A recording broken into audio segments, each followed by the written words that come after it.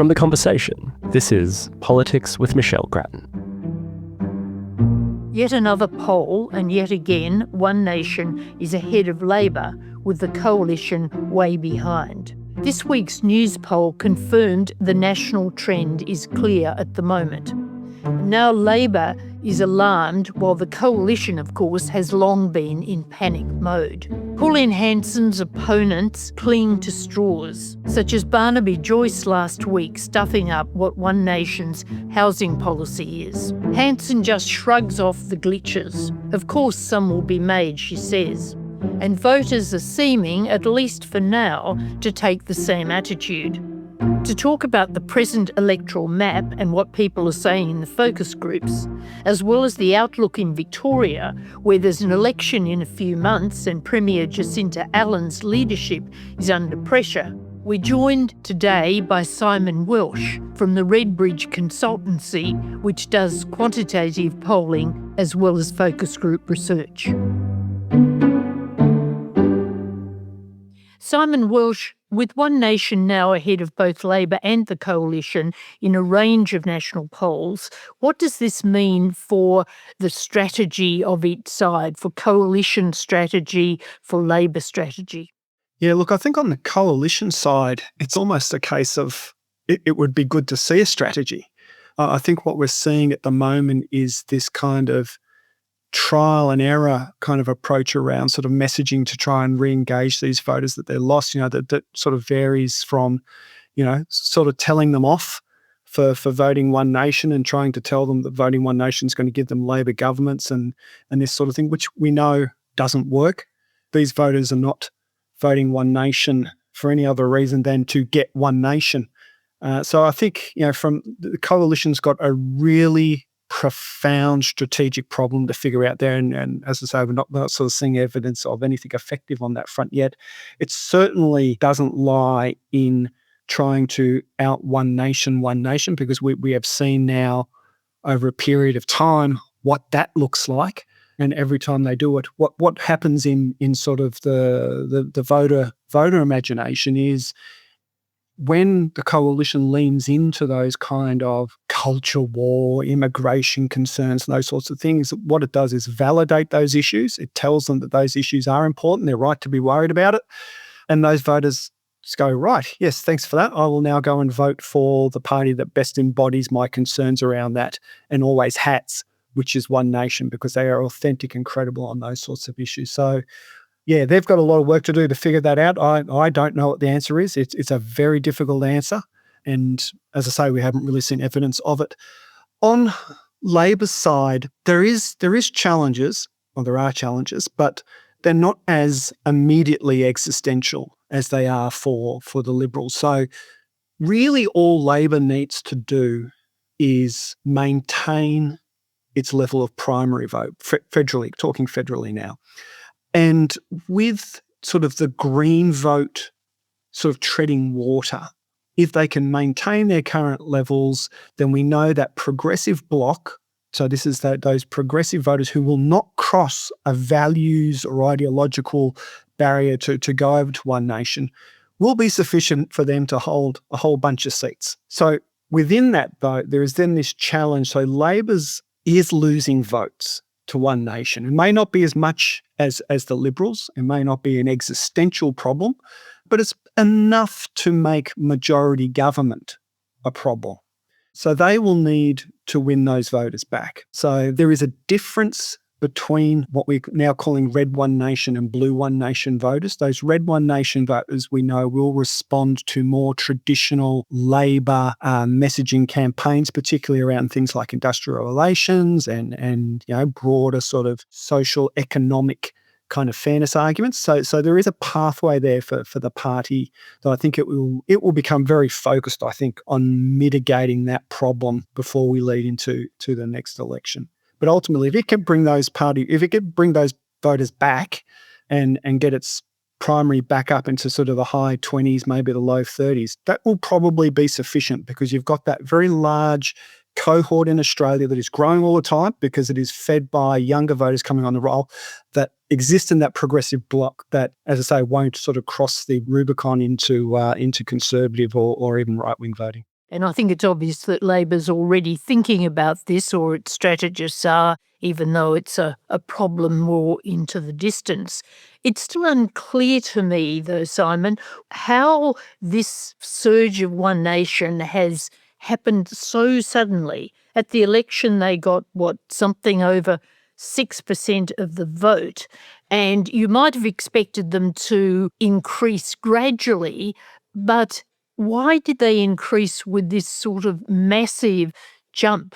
Yeah, that is kind of the fascinating question of our time.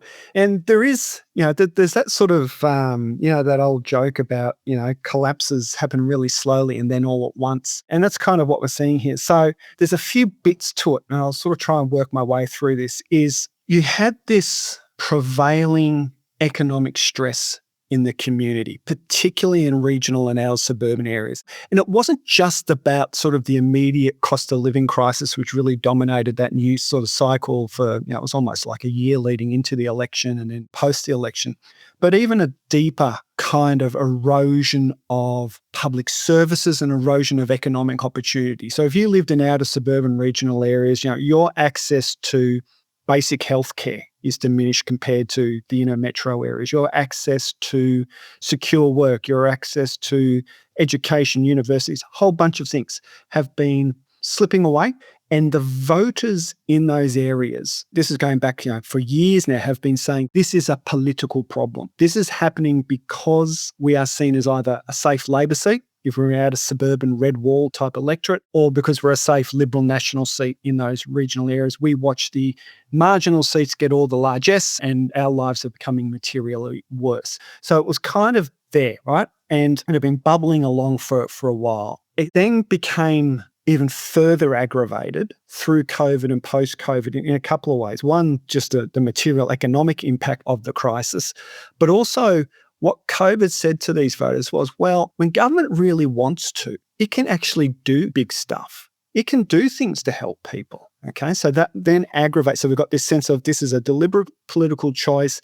This is a political class that can help when they need to. Why aren't they now? And then what happens post the election is you obviously sort of get this collapse initially in the Liberal Party in terms of it, sort of being seen as an effective political instrument. So a lot of these voters would then look at the Liberal Party with all its, disunity and problems, disarray internal, and go, particularly those aspirational voters who value sort of professional competency as a value, look at that Liberal Party and go, well, that's not the vehicle for me. So then they start to move.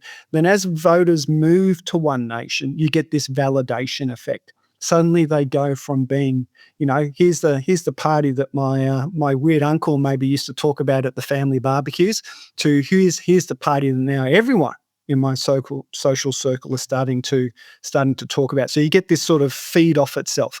And at the same time, what we have also seen, all this is running in the background. There was, you would have to say, an extremely successful sort of information operation being run to position particularly Pauline Hanson personally as this kind of outsider opponent to the major parties, either flavour, red or blue.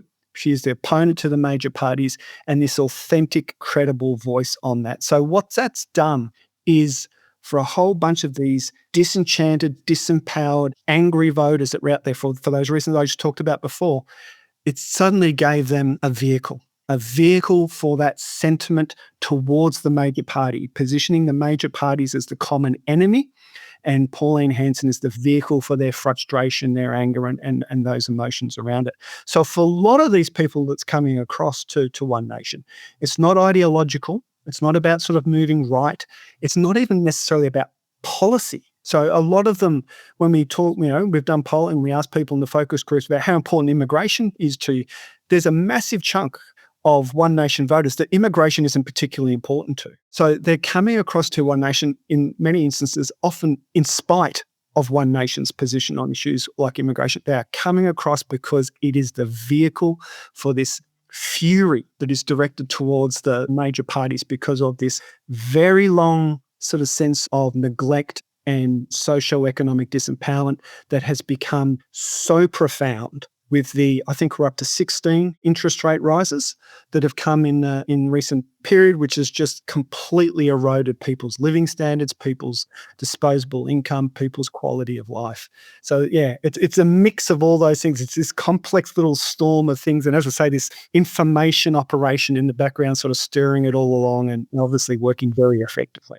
You mentioned authenticity. Do you think in very recent years, politicians have come across as more inauthentic than previously? It's all a matter of talking points repeated endlessly. They're like cardboard cutout figures often.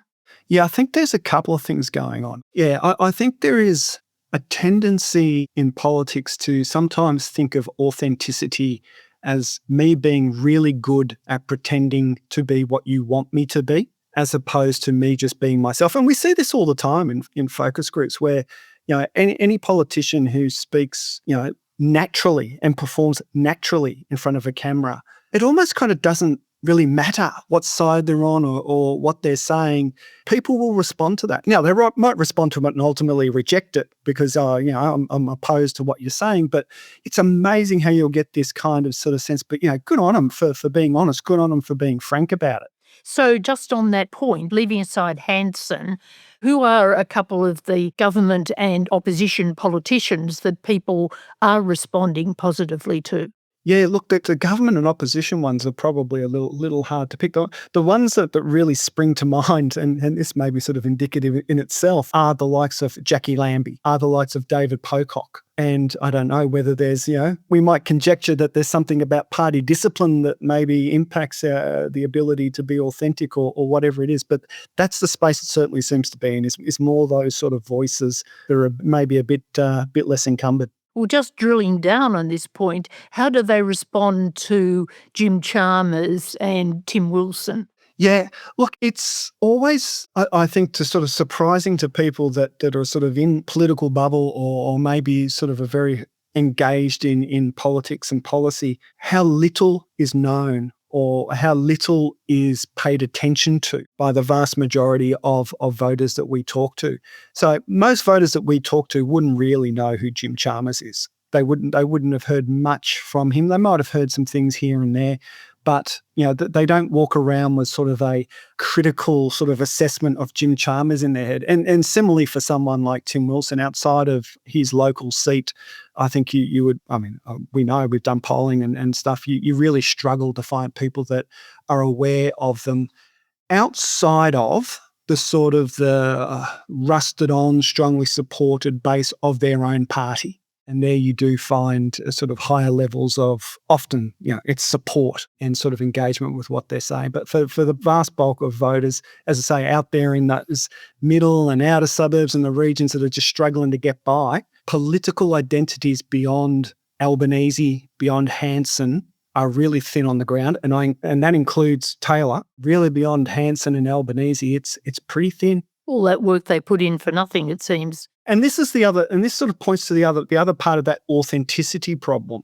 which is, as we discussed, that there might be a bit of a product problem there, but there's also a distribution problem, which it is just so incredibly hard now for politicians and even governments to get their message through to voters. So, we do, as you know, we do a lot of policy and political research, and it would surprise, I think, most people. Like, we will go out into a community and talk to people about government programs that sort of seem to be, quite well targeted to their concerns and their needs. And a surprising number of people just will not have heard about it. And so you've got this sort of gap between, these, as I say, these political players trying to get this message through and the stuff just not even cutting through. So then you kind of have to then rely on repetition to try and get your message through, which I think, sort of incentivizes and promotes the wrong sorts of behaviors as we were kind of talking about before in relation to authenticity. But it's just so incredibly hard for politicians to get any message through. Now, we're several weeks out from the budget and it went down pretty badly initially. You're talking to focus groups all the time. What are people thinking now about the budget? Have those issues calmed down? Have people just moved on, or are they still hot issues? Yeah, the budget's interesting, right? So outside of, let's call it the investor class, which, look, I'm sure there are Labor voting investors out there, but there won't be as many of them as there are sort of Conservative voting investors. So outside of that, probably the defining response to the budget was just a sense of lost opportunity. So again, people going back to these immediate material stresses in people's lives. People are literally struggling to put food on the table. We hear this in focus groups all the time, that the picture in that outer suburban regional area of Australia, I can't convey strongly enough just how deep the economic stresses are in people's lives right now. And the feedback on the budget was really more so around, there wasn't much in it to affect that. We had this tiny little tax cut that's not really going to touch the sides, if they'd even heard of that. It was really an absence of perception, an absence of anything that they felt made a material difference to their lives. And that was really, so yes, while there was a little further drop on Labor's primary following the budget, although let's see where that let's see where the trend goes on that. It was more around that than it was around, some imaginary Labor voting investor suddenly furious about the changes to trusts and capital gains tax and going to vote Liberal from now on. And there's kind of the other kind of tell in that is, well, where did that vote go that came off Labor? And it didn't go to the coalition. The coalition's vote continued down, primary vote continued down even after the budget. So where did these disaffected voters go? Well, some of them went left. So some of them went to sort of the Greens and other minor parties and those sorts of things. Again, these voters wouldn't cross that ideological sort of gap between left and the populist right. But some did go to One Nation. And that's kind of the giveaway, right? These were not voters that were coming, that are well asseted, that are worried about, the attacks on aspiration. These were voters that just saw, again, major party missing the opportunity to do something for their sort of immediate economic plight. And so I think that was really sort of the lost opportunity of the budget. The other thing around the budget, I'd say, is I think Labor strategically is on very strong ground, having a battle around intergenerational fairness on housing and other tax settings. These young voters that are coming in are really attuned to these issues. But that doesn't mean everybody understands all the details. So amongst university-educated, highly politically engaged young people, they get what these changes to, say, negative gearing might mean, changes to capital gains tax, that's good. But that's only a small proportion of young people out there. And I think the other bit that's been missing is sort of an explanation around how those changes could actually impact housing and create opportunities. It's not enough to assert. There has to be some explanation that comes behind it, because a lot of these young people, they might be receptive to messages of fairness and those sorts, but they need to be convinced that this is actually the change that will make any difference. And I think that bit has needed some work. Now, that also goes back to those previous conversations we were just having about the difficulty in trying to land any political information, let alone complex political information in the current environment. I mean, those challenges are not small, and it is going to take, I think, sort of considerable time for the government to be able to sort of build that case. But it does need to build that case, even with the young people, that strategically this sort of fight that they've picked suits them. Well, also the housing package was very contested, wasn't it? It wasn't clear various stages whether houses were going to be more expensive, less expensive, whether in fact young people would get more easily into the market, what was happening to renters. It was a very mixed message once the debate about those measures started. And this is the sort of the new political information environment that we're in that muddying the waters is now an incredibly powerful political strategy. Because what happens, because we see this in the focus groups, people tell us all the time, when things get too contested, too complex, they simply tune out. They simply stop paying attention to the issue or whatever it is that's being discussed. And there's there's sort of underlying drivers behind that. I mean, first of all, people are time poor. They are sort of cognitive load poor at the end of extraordinarily busy days and all the stresses that they have to deal with. So, it's a totally understandable response. But it's also a necessary response in many ways, because what people are telling us all the time is the impacts of these stresses on their mental health. Suddenly we've got this issue. It's just really complex. There's some people telling me I'm going to be worse off. In the interest of my own mental health, I kind of disengage from that discussion because it's just going to make me feel worse than I already do. So there's, as I say, just really, really considerable challenges now to be able to convey complex policy issues, and it is far easier to muddy the waters. I mean, it probably always was, but now the response to that muddying of the waters is disengagement, and that doesn't really help anyone in a democracy like ours. Before we finish, can we talk about Victoria, because that's the next big election that's coming up in November. What are they telling you in the focus groups about how they see politics in Victoria, about the government, about the opposition, indeed about One Nation in the Victorian context?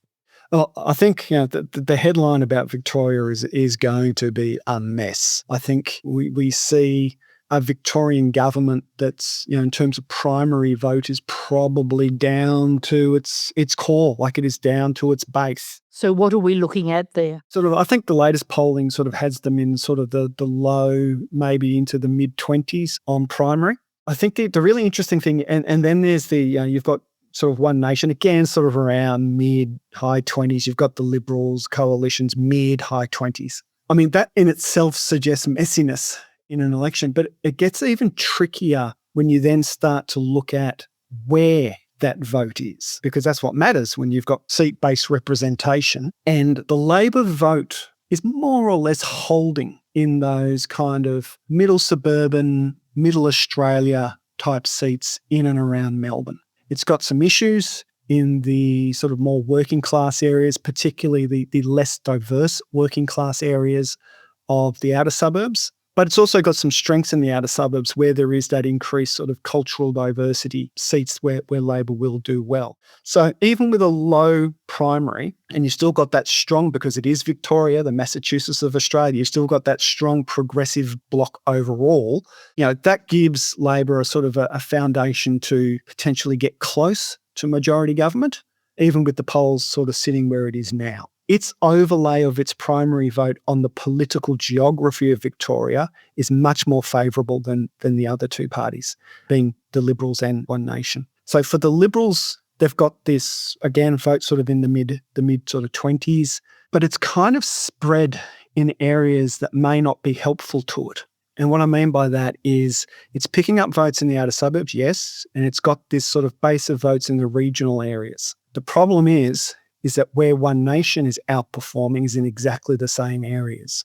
So a lot of these sort of seats in where the Liberals may have, in normal times, may have saw potential for gains, or at least for holds, will now be losses to One Nation. And the problem for them is where you might say, well, why don't they consider a coalition with One Nation or sort of preference deals with One Nation and sort of carve up that conservative vote. I even hesitate to use the word conservative because, as we discussed before, it's not ideological in that sense, but at least sort of carve up that One Nation coalition vote.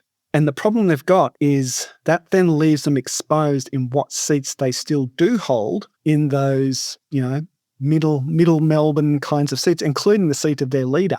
Now, that's not likely a seat they're going to lose to Labor, but you start throwing in sort of Teal-style independents into the contest, and then you've got real problems for them in those sorts of seats back home at the ranch, as it were.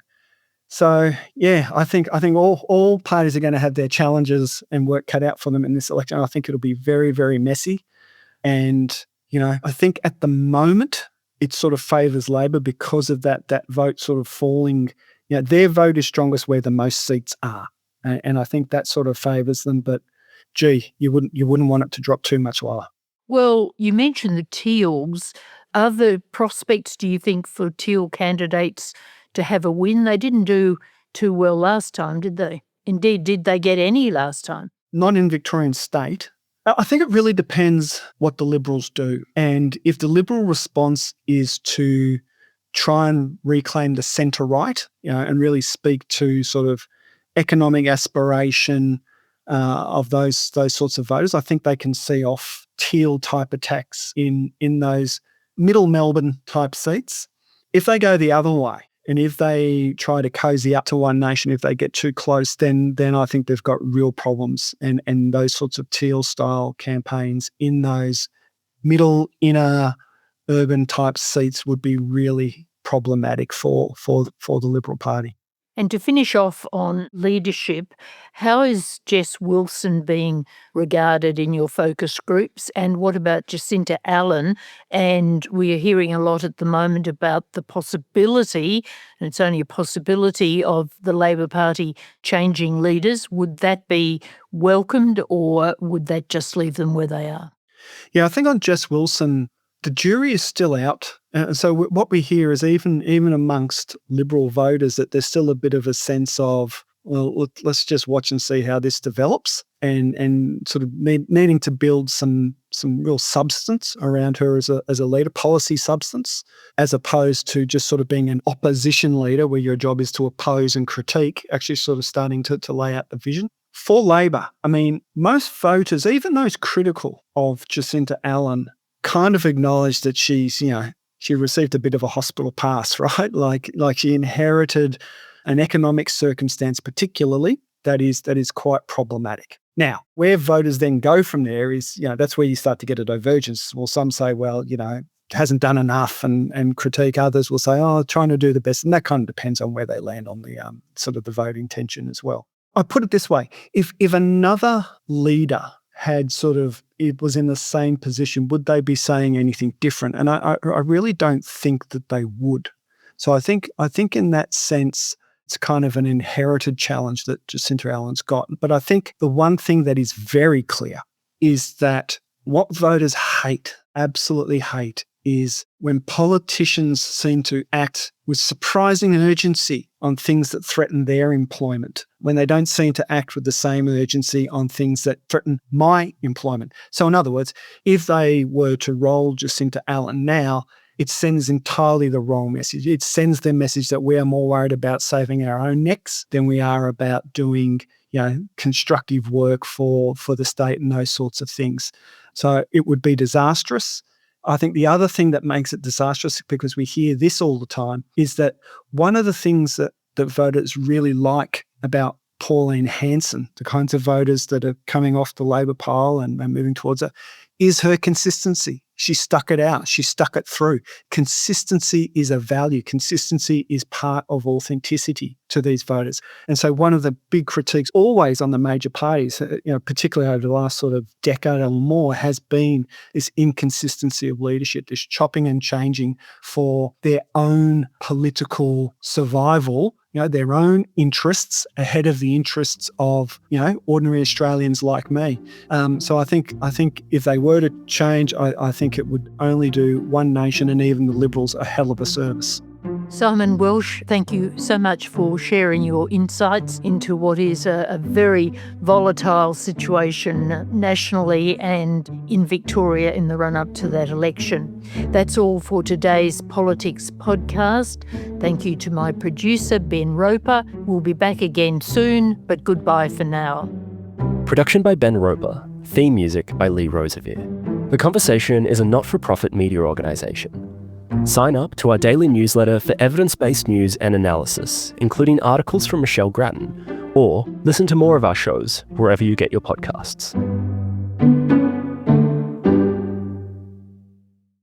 What are you going to have? Can I have 2 pieces of mullet, please, Pauline? From a fish and chip shop in regional Queensland We are in danger of being swamped by Asians. to the heart of Australian politics, this is the unlikely story of the country's most controversial minor party. Are you xenophobic? Please explain. For 30 years, One Nation and Pauline Hanson have been ridiculed, dismissed and shut out.